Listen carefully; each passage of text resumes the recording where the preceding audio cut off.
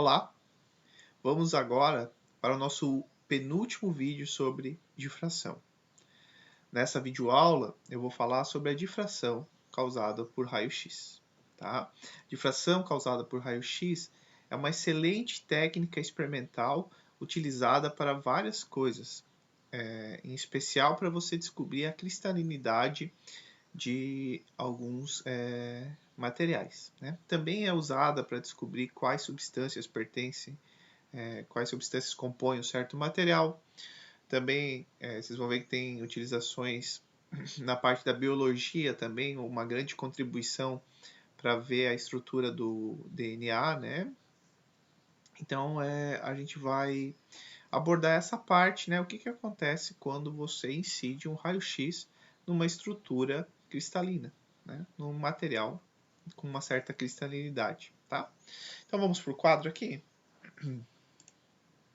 Bom, o raio-x, né, não vai ser o foco na descoberta, mas para só vocês lembrarem, eu acho que de repente a gente até já falou lá quando a gente falou de onda eletromagnética, não tenho certeza, tá? Mas os raios-x, eles foram descobertos em 1895, tá? Com William Holting. E o que ele viu, né? Ele viu que nós temos essas ondas eram da ordem de 10 na menos 10 metros de comprimento de onda, certo? Nesse mesmo período, né, final do século XIX, também começou a ideia que um sólido cristalino, né, tem uma estrutura bem organizada, bem controlada, eles são arranjos regulares com espaçamentos de 10 na menos 10. Então vejam que quando a gente estudou uma rede de difração, o que era a qualidade para a gente ter uma figura de difração bem legal, bem formada, né? É que aquela abertura das nossas fendas ela fosse próximas do comprimento de onda da luz, né? Um pouquinho maiores, mas eram tudo na ordem do comprimento de onda da luz, né? A gente via lá a fenda com abertura, né? Abertura de 4 lambda, 5 lambda, né? E aí, quando o pessoal se deparou assim, olha, nós temos agora uma onda, né? Com um comprimento de onda de 10 a menos 10, e eu desconfio que os materiais cristalinos têm um espaçamento entre os seus átomos desta mesma ordem, será que se a gente jogar o nosso raio-x, né? Nós jogarmos essa onda eletromagnética nos nossos cristais, será que não vai formar uma figura de difração? Será que a gente não vai ver um padrão no anteparo? Né? Então essa ideia, em 1912, pelo Max von Laue, ele propôs isso. Ele disse, olha, cadê?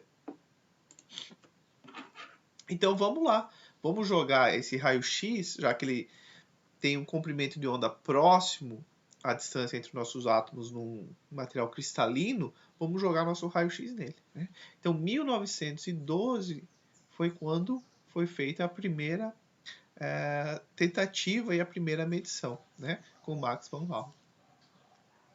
Então, qual que é a ideia? A ideia é o seguinte: você joga raio-x no teu material, né?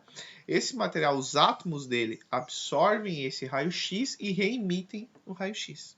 Né? E se absorver e aí essa reemissão a gente chama que o átomo está espalhando, né? Espalhando o raio-x. Então, o espalhamento do raio-x, ele acontece o que? Vem o raio-x, o átomo absorve e ele reemite. E aí, como a tua rede é formada por muitos átomos, e eles estão tudo organizadinhos, e aí que tá, não é um material amorfo, é um material cristalino, eles estão todos organizados, então chega o raio-x em todos os átomos. Eles recebem esses átomos e eles emitem. E aí observe que, quando todos emitem, você vai ter agora como se fossem várias fontes individuais emitindo o raio-x. E se eu tenho várias fontes individuais emitindo esse raio-x, agora a gente pode ter o quê? Interferência construtiva. e podemos ter lugares com interferência destrutiva, e nós vamos ter um padrão de interferência. Repare, então o que acontece? Eu tenho lá uma rede cheia de átomos, eu venho uma onda plana, um raio-x, uma onda plana, ela interage com esses átomos. Quando ela interage com todos os átomos ao mesmo tempo, todos eles absorvem energia e emitem raio-x. Só que vejam que você tem uma onda plana chegando e você tem várias emissões individuais. O que lembra vocês? O que nós tínhamos quando a gente tinha uma fenda única? Não é? Uma fenda única, quando chegava lá a nossa onda luminosa, a frente de onda chegava, cada pedacinho da nossa fenda única se tornava uma nova fonte de emissão de luz. Lembra o princípio de Young? Agora é a mesma coisa. Você tem uma frente de onda do raio-x chegando, teus átomos agora vão absorver e vão reemitir, e nessa emissão você vai ter várias novas fontes de raio-x. E aí, essas fontes, cada átomo está num lugar da rede. Certo? Então, as diferenças de caminho que vão chegar no anteparo vai depender da posição do átomo ali em algum lugar no cristal. Então, você vai ter um padrão de interferência, né? Que está aqui em branco, né? As ondas espalhadas podem sofrer interferência, tá? Então, vejam, a interferência ela vai acontecer nas ondas espalhadas. Daqui a pouquinho vai ficar mais claro com os desenhos, tá? Aqui tem um esquema experimental, como que foi a primeira ideia, né? Um tubo, um emissor de raio-x. Vamos colocar outra cor, né? Pegar o nosso vermelho aqui, que na figura fica bom. Então você tem lá um emissor de raio-x, certo? Você faz com que um pequeno orifício numa tela de chumbo, por quê? Porque daí você consegue colimar mais relativamente o teu raio-x, certo? E esse raio-x colimado aqui, ó, ele colide com o cristal. Boa parte, grande parte, muito desse raio atravessa e bate aqui no centro, como se ignorasse, né?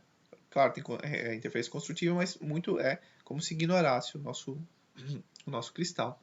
Mas observem que você vai observar que alguns raios vão chegar aqui interagindo construtivamente. Outros vão chegar aqui interagindo construtivamente. E assim por diante. Então, cada raio que está mostrando aqui é um ponto aonde que os teus átomos que absorveram o raio-x e emitiram, todos vão fazer interferências construtivas. Então, todos esses pontos que eu estou me riscando aqui, nós temos interferência construtiva, né? E aí, bom, se o meu cristal ele é como se fosse uma rede de difração, isso vai gerar um padrão de interferência, ou seja, para o mesmo comprimento de onda, para o mesmo ângulo de incidência, para o mesmo cristal, eu sempre vou ter essa figura, não é algo aleatório. Tá? Isso é bem importante, não é algo aleatório. Então vejo que aqui está mostrado o esquema, né, do dispositivo lá de 1912, não é a imagem, mas é o esquema, né? Também tirei do Sears e Zemansky essa figura, né? E é claro, então você vem o teu raio-x, ele passa aqui para ser colimado, ele atinge o teu cristal, né? Teus átomos do cristal absorvem e reemitem esse raio-x. Cada átomo emitindo, você vai ter várias fontes emitindo raio-x. Se você vai ter várias fontes, você vai ter interferências construtivas e destrutivas, né? Bom, então você tem o teu anteparo. Então, esse experimento, ele comprovou que o raio-x eram ondas, né? Até então, eles descobriram o raio-x, mas se eram ondas eletromagnéticas ou não, essas descobertas vieram depois.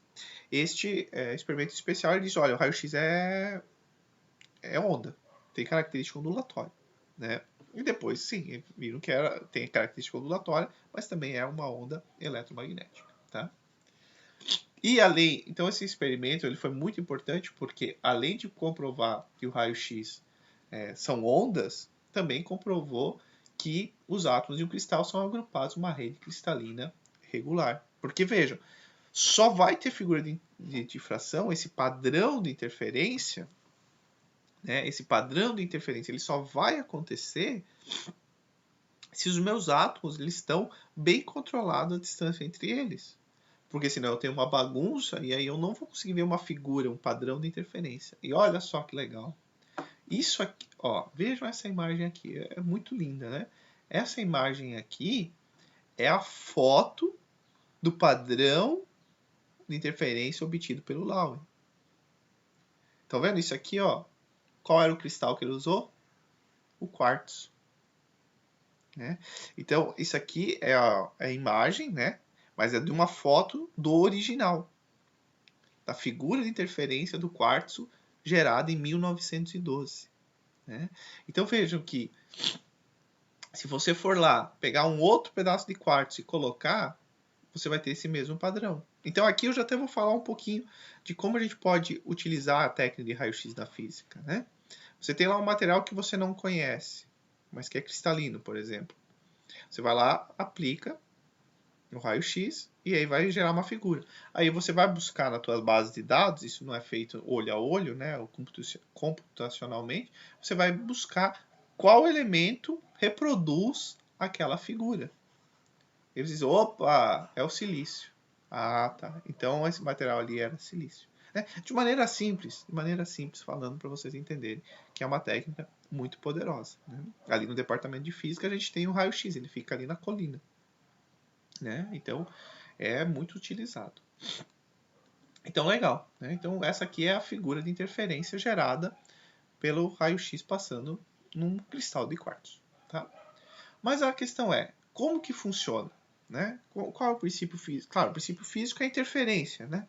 Mas a gente pode começar a calcular algumas coisas. A gente consegue dar uns passinhos para frente. É óbvio que para a gente se aprofundar mais, tem que entrar na parte de estado sólido, que vocês vão ver mais para frente no curso, quem optar por fazer essa disciplina. Né? A cristalinidade, se é FCC, se é BCC e assim por diante. Né? Então, um modelo simples, vamos lá. Então, o que a gente vai considerar? Primeiro, né, vamos considerar um espalhamento bidimensional inicialmente. A gente vai fazer o tridimensional, porque o raio-x é uma fenda de interferência tridimensional, né? Porque o nosso cristal, se a gente está dizendo que ele tem uma forma cristalina, né? Ele tem uma organização 3 dimensões. Ele pode ser uma forma de cubo e outros objetos. Né? Vamos pensar nos mais simples a princípio. Né? Então, pensando inicialmente para a gente entender, bidimensional. Então, o que nós vamos pensar? Tá? Deixa eu tirar aqui. Então, observem que nós temos as nossas frentes de onda chegando, certo? Essa frente de onda vai fazer o quê? Vai interagir com este átomo aqui, né? Esse átomo ele vai absorver essa energia e vai reemitir. Então, a onda, né, ela induz um dipolo oscilante em cada átomo espalhador, certo? Esses dipolos eles vão atuar como antenas, né? Ou seja, eles vão potencializar esse espalhamento, porque o raio-x continua chegando, né? E você vai aumentando essa oscilação e você vai aumentando o poder de reemissão desses teus átomos, tá? E bom, e a figura de interferência ela é resultado obtido da superposição de todas essas ondas espalhadas. Mas veja, eu quero voltar aqui na figura, né? Só para não esquecer de ler, né? Porque senão a gente esquece alguma coisa importante e dizer e tal. Então, o que nós temos aqui? Observem, na figura aqui de baixo, né? Este átomo, esse átomo, são todos os átomos que pertencem ao meu cristal. A distância entre esses átomos é a z. Tá? Então, o que nós temos aqui? Ó? Nós temos duas linhas desses átomos. Né? Nós temos essa linha superior, aqui, um conjunto de átomos, e nós temos aqui a nossa linha inferior. Né? Observe que todos estão um sobre o outro, está bem organizado, porque tem que ser. Tá? Então, o que nós fazemos? Imagine, vem o raio-x aqui, ó, esse átomo absorve e reemite. Chegou a onda aqui nesse outro átomo, ele absorve, reemite. Chegou aqui, ele absorve, reemite. Certo? Entenderam isso? Simples. Né? O que acontece? Nós vamos colocar um anteparo aqui, ó, E este raio vai interagir com esse, vai formar uma figura de interferência, né? E esse aqui vai interferir. E vejam que eles também vão interferir com a camada superior. Então, quando a gente olha de maneira bidimensional, a gente tem o fruto da interação basicamente entre duas, como que eu posso dizer? Entre dois sistemas, né? O primeiro sistema é a interferência que acontece entre os átomos vizinhos, tá? E o segundo fenômeno é o que acontece, a interferência que acontece em relação aos átomos da linha superior e da linha inferior, tá? Então observem, isso é importante entender. Então, como a gente vai para um sistema bidimensional, a gente divide em duas situações, né?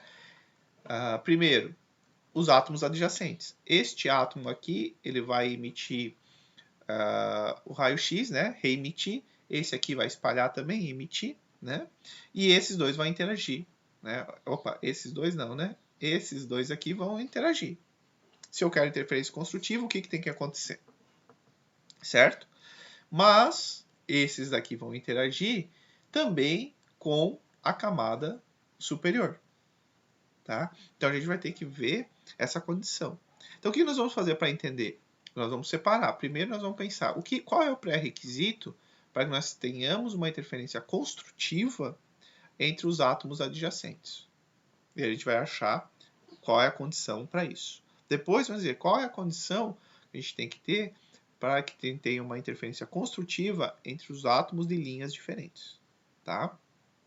Em relação à nomenclatura, estou chamando de θA o ângulo do raio que está chegando no nosso átomo, certo? E θr, o ângulo que está sendo reemitido pelo nosso átomo, tá? Então, observe que chega com θA para todos. E como são todos os mesmos átomos, sai com θr para todos. Primeira coisa que dificulta um pouco a nossa vida, mas não é tanto, na verdade. As ondas não estão em fase. Quando elas saem, por que elas não saem em fase? Porque, observe, ele chega aqui, certo?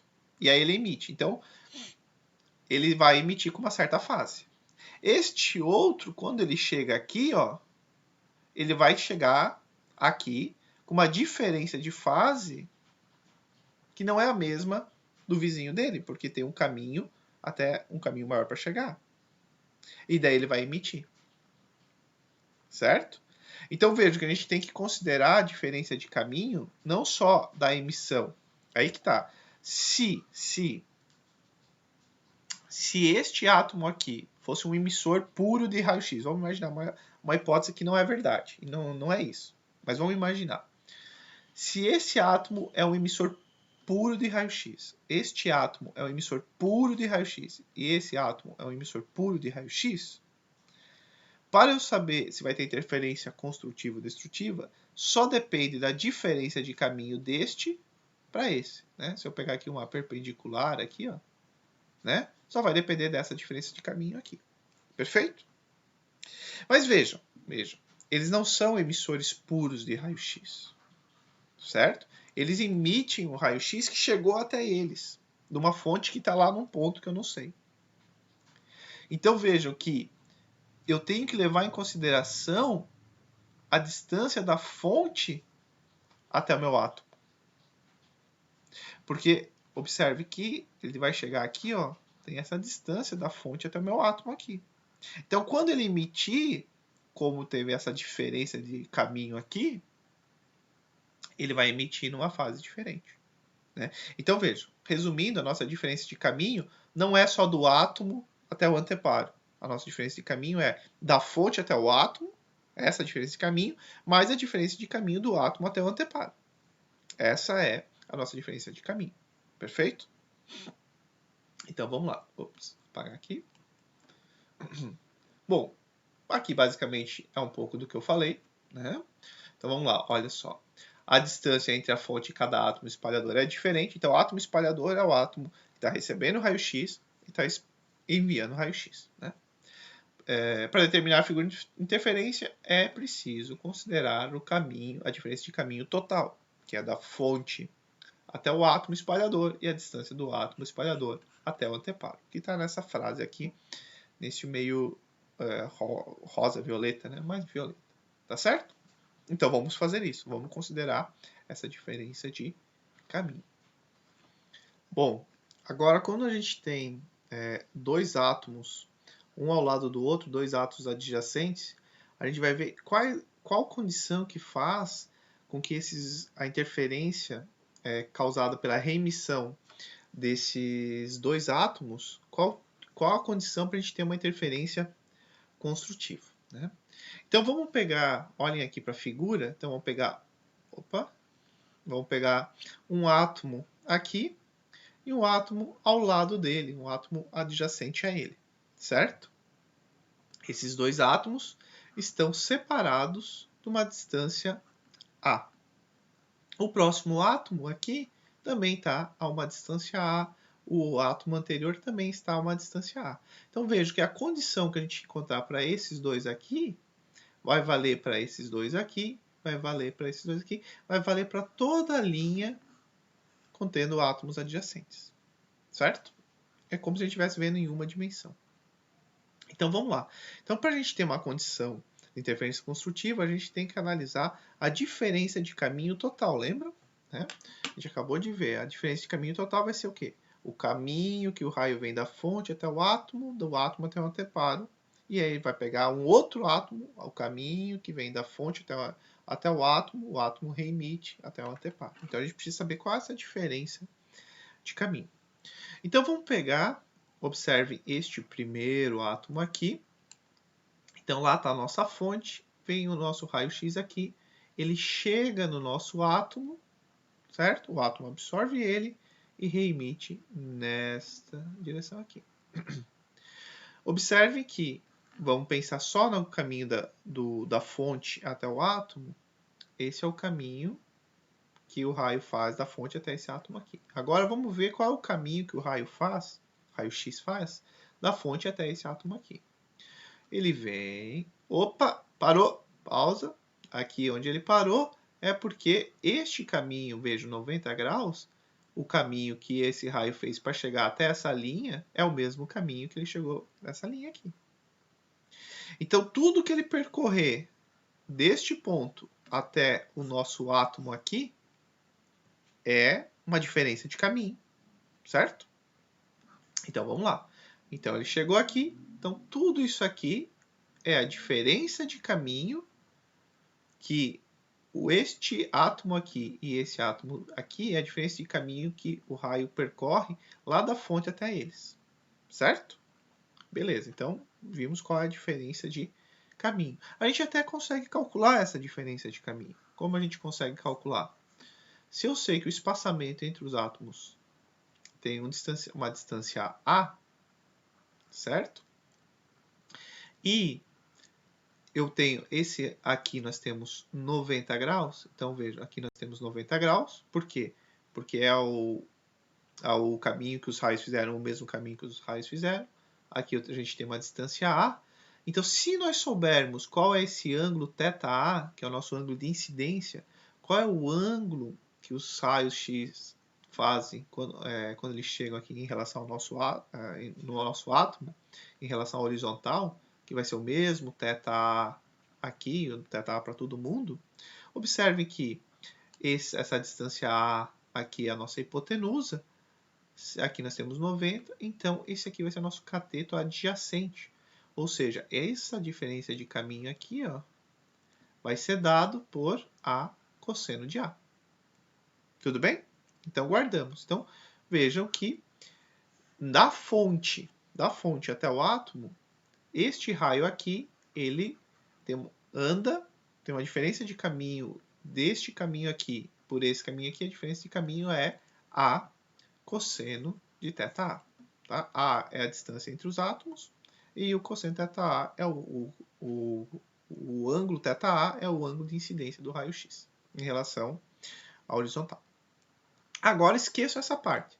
Guardamos isso aqui no nosso arquivo mental. Agora vamos pensar na diferença de caminho que vai ser quando o raio-x é absorvido e reemitido pelos átomos, certo? Então, este primeiro átomo aqui, ele absorve o raio-x e emite o raio-x, certo? Observem que o caminho que esse raio-x vai percorrer vai ser daqui até o nosso anteparo, onde a gente vai formar a nossa figura de interferência. A mesma coisa acontece com esse átomo aqui, ele absorve o raio-x e emite. E vejam que este caminho aqui vai ser o caminho que ele vai percorrer do nosso átomo até o anteparo, onde forma a figura de interferência. Reparem que aqui, daqui em diante, dessa linha em diante, este raio aqui que eu estou riscando percorre o mesmo caminho que esse raio aqui. Então, agora a gente tem uma diferença de caminho, que pode implicar diferença de fase, que é aqui. Certo? Vejam, este raio... Então, vamos pegar aqui tudo, né? Então, este raio aqui, ele veio, percorreu um menor caminho que esse daqui, certo? Aí, depois, este raio faz esse caminho aqui. Vejam, ele vai percorrer o maior caminho que esse daqui. Quanto maior? Olha, este valor aqui maior. Então, observe que se este caminho aqui maior for igual a este caminho aqui, que este raio tinha percorrido a menos, os dois percorrem o mesmo caminho. Ou seja, este raio aqui percorre o mesmo caminho que esse. E isso é tudo que a gente quer.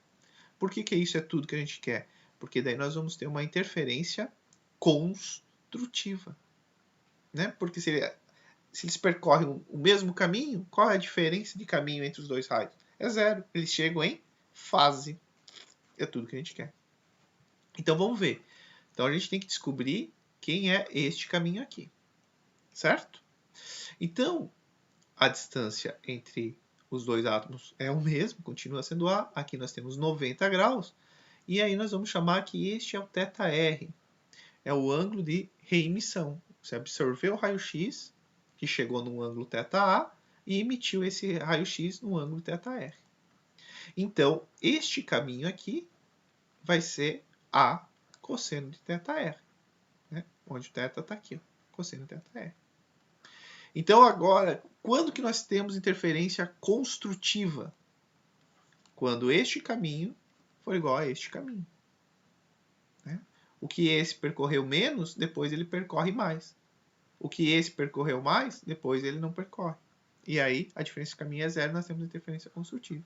Então, quando esses dois caminhos aqui forem iguais, né, corta, nós sabemos que nós temos θr igual a θA. Né? Então, os caminhos da fonte até o observador são os mesmos para todos os átomos espalhados, situados sobre a mesma linha, quando θr é igual a θA. Então, essa é a nossa primeira condição para que a gente tenha interferência construtiva.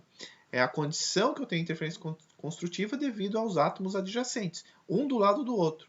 Para eu ter interferência construtiva devido aos átomos um do lado do outro, eu preciso que o ângulo que chegue seja igual ao ângulo que saia.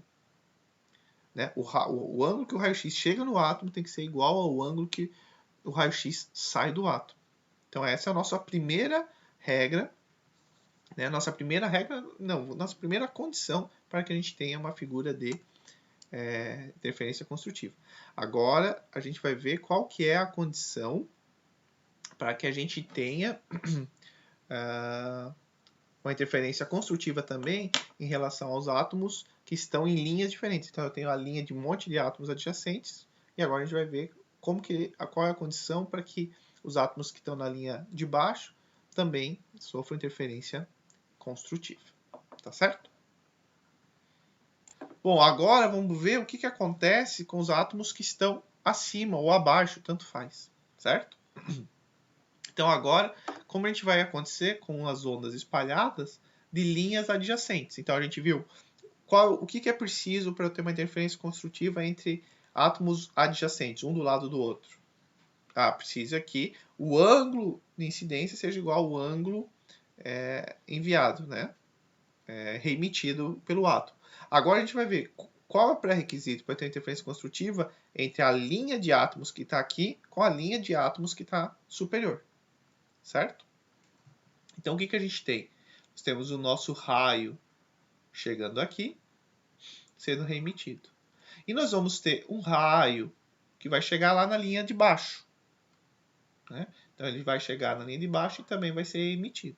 Então, a gente precisa ver qual é a diferença de caminho desses dois, né? Então, o que a gente faz? Vamos pegar aqui, ó, uma linha paralela aqui. Dizer, olha, neste momento eles chegam juntos, certo? Quer dizer, da fonte até aqui é o mesmo caminho da fonte até aqui. Eu vou pegar, traçar uma linha perpendicular aqui e digo, olha, daqui até o anteparo é o mesmo caminho que daqui até o anteparo. Certo? Então, a gente tem o mesmo caminho daqui até o anteparo como daqui até o anteparo. Então, a diferença de caminho deles vai ser isso aqui e isso aqui. Certo? Bom, eu vou redesenhar ali embaixo de novo, mas observem que se eu souber este ângulo aqui, ó, eu sei dizer, olha, aqui nós temos 90, né? Então, este termo aqui é o cateto oposto, é o D seno θ. Né? E este outro aqui é a mesma coisa, é o D seno θ. Certo? Então, eu fiz um desenho aqui de novo, porque o que eu quero mostrar para vocês, que observem que porque a gente vê um pré-requisito, né? A gente vê um pré-requisito aqui do nosso θ de emissão, e o ângulo que é reemitido e o ângulo que o raio-x chega no teu átomo, e agora tem outro ângulo, a gente tem que ver, será que esse ângulo aqui não tem uma relação com aquele outro ângulo? É isso que a gente vai ver agora. Observem que eu fiz uma adaptação lá naquele desenho, eu copiei o desenho de novo, né, que eu peguei do Sears. Observe que este aqui é o ângulo de reemissão, né? Chegou o raio e foi emitido. Bom, este ângulo com este ângulo azul aqui, nós temos 90, certo? Então aqui, apaguei alguém aqui, apaguei o 90. Então aqui nós temos 90. Então eu fiz aqui que o nosso φ pode ser escrito como 90 menos θr, certo?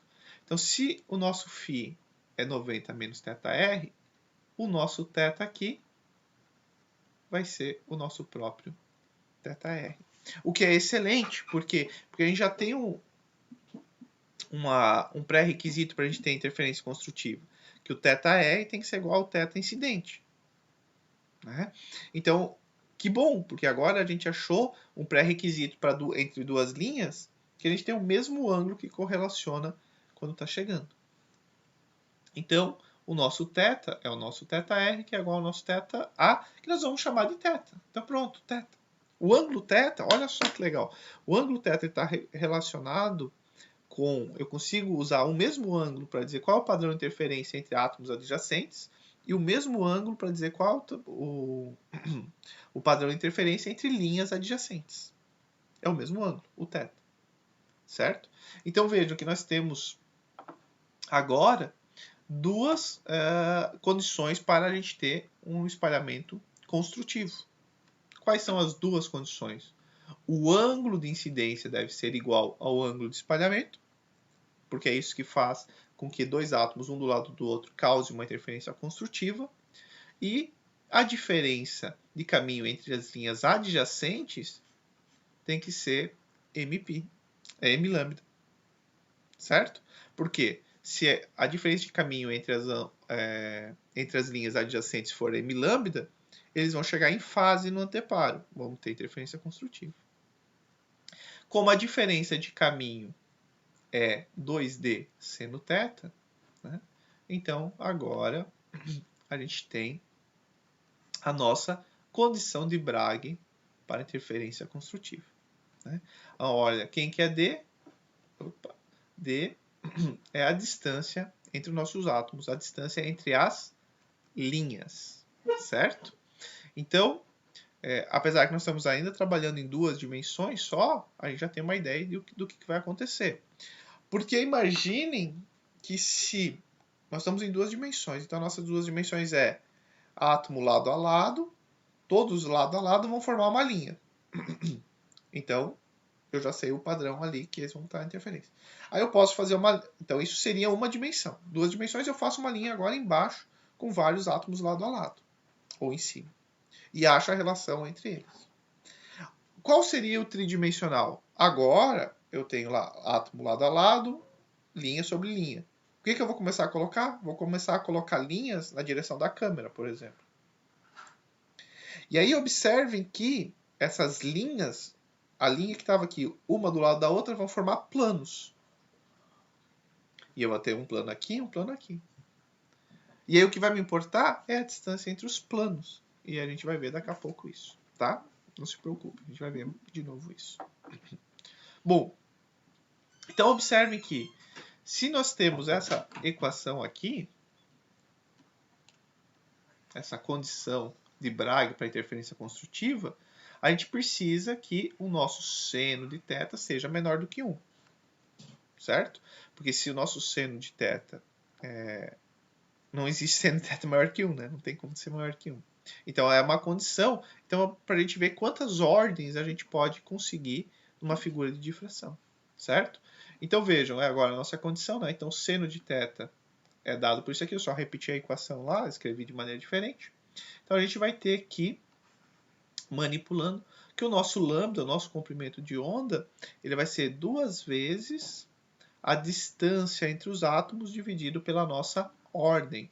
Vejam que agora a nossa ordem, ela não tem zero, não faz sentido, tá? A nossa ordem é 1, 2, 3, e não tem negativo também, certo? Porque vai formar uma figura lá no painel, então a gente não tem mais positivo ou negativo. Porque agora também a gente conseguia prever as figuras quando a gente viu fendas, né? Agora a gente não consegue prever a figura. Cada cristal vai ter a sua própria figura, né? Então, aqui um exemplo, tá? Olha só que legal. Um exemplo do átomos de um da molécula de NaCl, né? O cristal NaCl. Quem que é o cristal NaCl? É um cristal conhecido por vocês, né?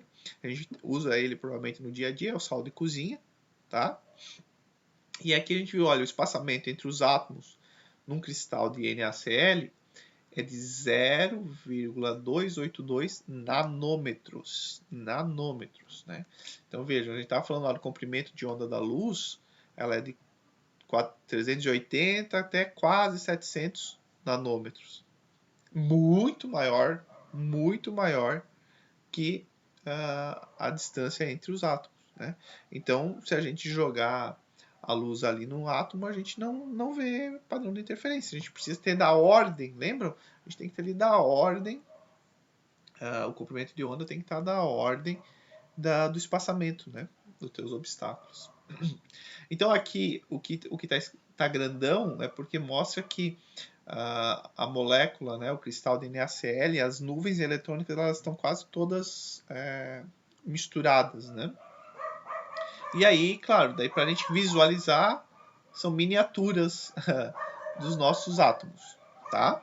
Então o que importa? A distância entre os átomos, aqui, né, a distância entre o átomo de sódio e o de cloro é de 0,282 nanômetros. E agora vamos ver quantas ordens, né, qual é o comprimento de onda que eu tenho que jogar para conseguir ver a figura de difração, né? Então vamos lá. A gente sabe que o comprimento de onda vai ter que ser menor que esta relação aqui, para a gente conseguir enxergar uma figura de difração. Por que isso? Porque a gente está usando lá, o seno tem que ser menor do que 1. Né? Não existe seno maior que 1. Então, quando a gente substitui por m igual a 1, né, a gente faz, aqui é o 2, né, que multiplica o tamanho, a distância entre os átomos, a gente encontra que o nosso lambda ele tem que ser menor que 5,64 vezes 10 na menos 10. Então, para a gente ver figura de difração de primeira ordem no nosso anteparo, a gente precisa de um comprimento de onda menor do que 5,64 vezes 10 na menos 10 metros. Então, luz, não vamos ver. Né? Não vamos ver. Se eu pegar uma outra ordem, que eu quero ver lá no meu anteparo, ordem 2. Agora é só substituir esse 1 aqui por 2. E a gente vai ver que eu vou precisar de um comprimento de onda menor ainda. E aí que entra o tal do raio-x. Porque se a gente for olhar lá uma tabela, um espectro eletromagnético, o nosso raio-x ele tem comprimento de onda desde 10 na menos 8 até 10 na menos 12 metros. Então, com o raio-x, eu consigo ver a minha figura de difração de várias ordens. Né? Se eu pegar um raio-x de comprimento de onda muito pequeno, eu consigo ver de várias ordens. Muito legal, né? Claro. Mas se eu pegar aqui um raio-x nessa faixa aqui, eu não vou ver nada. Não, daí não vai ver. Né? Agora, se você pegar menor do que... Por exemplo, se pegar 1,0 vezes 10 a menos 10, o raio-x desse comprimento de onda, você vai ver ordem 1 e ordem 2. Se você pegar menor ainda, você vai ver padrões de ordens, maior número de ordens ainda. Né? Então veja, a partir do tamanho do teu comprimento de onda do raio-x, você sabe quantas ordens você vai conseguir visualizar no teu anteparo. Tá? Quando a gente vai agora para uma rede tridimensional, aí agora não dá mais dizer que os átomos são espalhados por linhas, né? Agora a gente vai dizer, olha, nossos átomos são espalhados por planos. E essa é uma jogada muito legal, porque, claro, a gente está vendo de maneira simples, mas é muito válido. Então o que a gente vai fazer? Então, ao invés de eu ter, primeiro, né, eu tenho átomos um do lado do outro, beleza, isso forma uma linha. Aí eu tenho uma linha sobre a outra. Daí então a distância deles. Agora eu estou colocando várias linhas aqui. Essas linhas nós vamos considerar sendo os planos. Né? Então agora a figura de difração ela vai acontecer pelo espalhamento devido ao raio que incide no plano e é reenviado, reemitido. Né? A nossa figura de difração ela vai ser agora uma relação do ângulo com que o teu raio encontra o plano formado pelo cristal e a distância entre os planos. Agora vejam que eu tenho um cristal, quantos planos ele tem? Eu posso fazer, dependendo da geometria do meu cristal, eu posso formar infinitos planos. Infinitos não, mas vários planos. Né? Planos que eu tenha uma certa sequência, né? Famílias de planos. Então isso vai fazer com que você consiga descobrir, dependendo das figuras de difração, não só o espaçamento entre os átomos, mas também qual é a cristalinidade do teu material. Né? Então, os átomos espalhadores todos pertencem a planos específicos, então você vai ter vários, cada plano vai ter seus átomos espalhadores. Observe que eu mostrei o plano mais simples possível, eu vou mostrar que tem muitos outros planos possíveis. Né? Claro, continua valendo que as ondas provenientes, todos átomos espalhadores pertencentes, vai ser construtiva quando o ângulo de incidência é igual ao ângulo de espalhamento, continua valendo isso. Né? É só você pensar na tua última na tua última camada. Tá? Então isso continua valendo. O que nós vamos substituir, que agora não é mais a distância entre os átomos, é a distância entre os planos. Por quê? Porque eu posso pegar não mais o plano, como eu falei aqui, o plano tradicional. Né? Beleza, eu posso. Aí vai coincidir. Vai ficar mais fácil quando eu ver o desenho, mas já mentalize. Lembram? Várias linhas. Né? Se eu pegar esses planos aqui, a distância entre os átomos é a própria distância entre os planos. Beleza. Se eu pegar essas fatias aqui agora, se os átomos estão mesma altura, mesma distância, vai ser a mesma distância. Agora eu posso pegar e fatiar em planos na diagonal. E aí a distância entre os átomos não vai ser a distância entre os planos. E o que importa para nós é a distância entre os planos, porque quando a gente tinha só 2 linhas, ou 3, ou infinitas linhas, não fazia muito sentido fazer na diagonal. Até dava, né? Mas agora com planos e cristais, agora faz mais sentido. Tá? Bom, então a distância vai ser a distância entre os planos, né? A gente chama de reflexões de Bragg, agora que a gente está indo para 3 dimensões. Observe que reflexão não acontece uma reflexão, né? Acontece uma absorção e uma reemissão. Mas esse fenômeno de depender da distância entre os planos lembra o quê? Lembra a reflexão de películas finas, interferência quando você tem películas finas. Então, dizem, ou pode ser, que o nome Reflexões de Bragg veio por causa dessa semelhança com a interferência entre filmes finos, tá? Bom, porque Bragg, né, é uma homenagem ao Sir William Bragg e o seu filho Lawrence Bragg. E a condição de Bragg, eu já tinha mostrado lá em cima, assim, porque é dada por isso aqui. Então, o que eu já antecipei, a gente pode ter muitos conjuntos de planos paralelos e muitos valores de D, porque cada conjunto de plano vai ter o seu D. E muitos ângulos de incidência, né, desde que sempre respeite o ângulo de incidência igual ao ângulo refratado. E esse monte de opção é o que você vai setar no teu equipamento para tentar ver qual que é o espaçamento dos átomos, qual que é o padrão, que é o teu cristal, né, se é FCC, se é BCC, e quando vocês estudarem estado sólido, vocês vão ver isso de maneira mais aprofundada. Aqui eu tenho o desenho de dois planos que eu posso pegar. Né? Então vejo que, por limitação, eu não posso mostrar, não tem como colocar infinitas células aqui, mas tem a célula mais simples, essa célula unitária mais simples, que é 4 por 4 aqui, né? Todo mundo uma distância A. Então veja, eu peguei uma família de plano aqui, ó, e isso aqui vai para o infinito para cá e vai infinito para lá. Uma família de plano aqui que vai para o infinito para lá, infinito para cá, infinito para cá, infinito para lá. Aí, as próximas camadas vão dar uns outros. Vai dar outra família de plano que também vai infinito para lá, infinito, né? E assim por diante. Então, eu dividi essa nosso cristal com infinitos planos, todos nessa orientação. Certo? Não sobra nenhum átomo. Mas eu posso pegar este mesmo e dividir em planos diferentes. Né? Por que ele ficou pequenininho? Porque o próximo conjunto estaria... Né? Eu não vou conseguir fazer, mas... Ah, agora foi. Não foi bem, mas... Né? O próximo conjunto vai estar aqui. Né? Então, observem que a distância entre esses planos aqui é A sobre raiz de 2.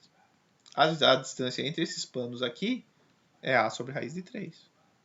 Então, você, sabendo qual o ângulo que você está colocando, você vai também analisar dependendo qual plano que você vai estar estudando. Né? E aí, geralmente, o que acontece? Você vai ter padrões. Né? Cristais que já são muito estudados são padrões. Você vai colocar o teu material lá que você quer descobrir a cristalidade e depois você vai comparar com os padrões já existentes.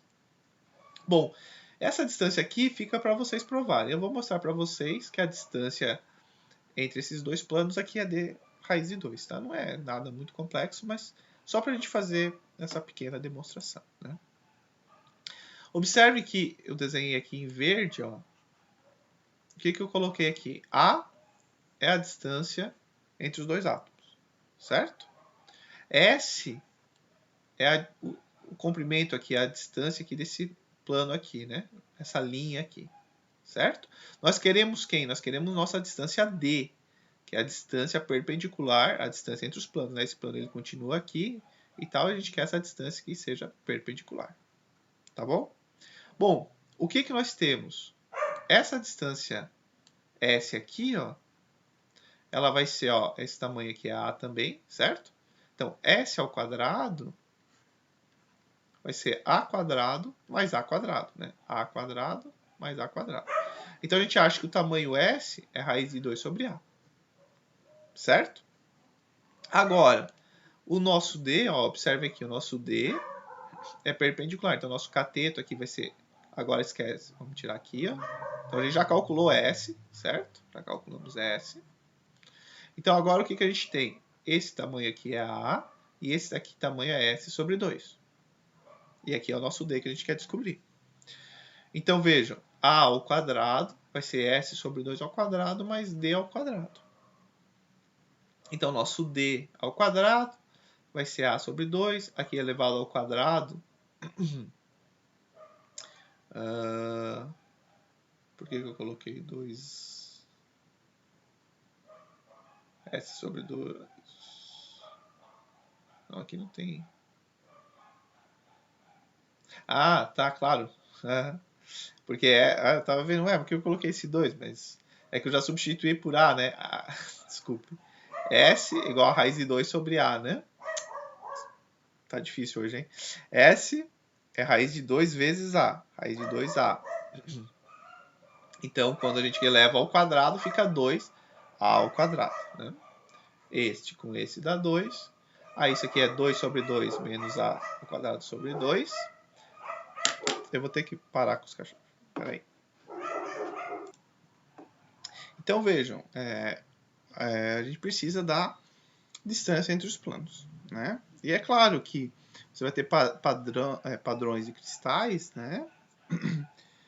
Padrões cristalinos, e aí você vai comparar, né? Dependendo do ângulo de incidência, você vai comparar com a tua figura de difração com as figuras conhecidas, né? Então, Então, observem que, buscando a nossa figura de difração novamente, né? Nossa figura de raio-x, a gente percebe um cancelamento quase completo em todas as direções, né? Mas, ao mesmo tempo, aonde que nós temos as interferências construtivas, a gente tem pontos extremamente brilhantes, né? Brilhantes, e a gente tem as interferências construtivas, né? Claro, o centro aqui é geralmente muito mais brilhante. O que a gente vê que, dependendo do material que é feito, a composição do teu cristal, você também consegue ver intensidades diferentes. E aí também, de novo, né, você compara com algo já bem estudado, consolidado, e você consegue descobrir também qual é o teu material. Então, para a gente finalizar, é algo que já está implícito em toda a aula, mas eu acho que é bom reforçar que quando a gente tem um cristal com uma estrutura e espaçamento entre planos conhecidos, e aí eu jogo um raio-x lá que eu não conheço o comprimento de onda, quando eu vou comparar com a minha referência, eu consigo descobrir qual é o comprimento de onda que eu estou usando. Né? Eu consigo saber qual é o comprimento de onda que eu estou usando. Isso é menos comum hoje, né? Hoje é menos comum. O mais comum é o quê? Conhecer o comprimento de onda utilizado e aí investigar a estrutura cristalina e determinar a distância entre os átomos de um cristal. Então veja que quando você estudar em estado sólido, vocês vão ver que você tem a distância entre os átomos, mas também como esses átomos estão organizados de maneira cristalina. Então tem vários, né? BCC, FCC, né? Face centrada, tudo dependendo como esses átomos estão organizados, mas eles estão organizados de maneira periódica, uma distribuição periódica bem controlada, vamos dizer assim, né? O amorfo é quando eles estão tudo aleatório. Então a gente consegue, né, a rede cristalina, tá? E para finalizar aqui, antes de a gente fazer o nosso exemplo numérico, né, o exemplo em 1953, certo? Foi feita a difração a imagem de difração de raio-x do DNA, né? E aí foi a primeira vez que se teve a ideia da dupla hélice do DNA. Então essa figura aqui é uma foto da figura de difração, né, do DNA. E aqui tá, é a figura de difração de uma enzima, o rubisco, que é a enzima mais comum presente nas plantas. Né? Ela atua na parte de pegar o dióxido de carbono e transformar em carboidratos e tal. É a enzima mais presente em todas as plantas. Aí você diz, nossa, que bonito, que colorido. Não, vejam, essa parte colorida, toda bonita, isso aqui foi feito computacionalmente. Tá? A figura de difração, ela não dá nada assim colorida, não é isso. Os pontos da figura estão aqui, ó, né? Então o pessoal pegou lá, ó, os pontos da difração aqui e criou essa figura, né? Criou o padrão.